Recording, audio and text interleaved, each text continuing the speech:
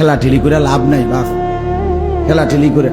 সুন্নি ওয়াহাবি, এটা সুন্নি এটাও গালি না, ওয়াহাবি এটাও গালি না, দুটোটাই দোয়া। সুন্নি মানে রাসূলুল্লাহ সাল্লাল্লাহু আলাইহি সাল্লামকে অনুসরণকারী, ওয়াহাবি মানে যে আল্লাহ তাআলাকে মহব্বতকারী। ওয়াহাবি মানে আল্লাহওয়ালা, সুন্নি মানে নবীওয়ালা।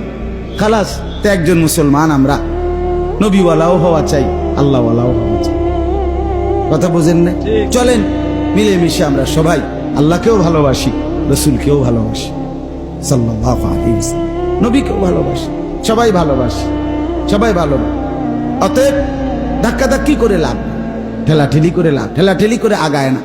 এজন্য আমরা নিজেরাই যদি নিজেরা ভাগ হই, বারবার ইনসাফের সাথে বোঝেন, প্রত্যেকেই ভাবেন রাসূলুল্লাহ সাল্লাল্লাহু আলাইহি সাল্লামের ভালোবাসা নবীর সুন্নতের মধ্যে অনুসরণের। আমনে আমনের জায়গার থেকে মিসওয়াক করেন, দস্তরখান বিছান, দাড়ি রাখেন, বিবিকে নামাজি বানান, স্ত্রীকে পর্দানসীন বানান।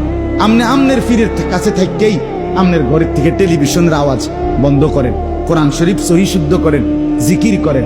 আমনে আমনের জায়গার থেকেই নবীজি সাল্লাল্লাহু আলাইহি সাল্লামের সুন্নাত মোতাবেক নিজের জীবন চালান, কোনো অসুবিধা নাই। ঠেলাঠেলির কি দরকার? সবাই মিলে মিশে যেন আমরা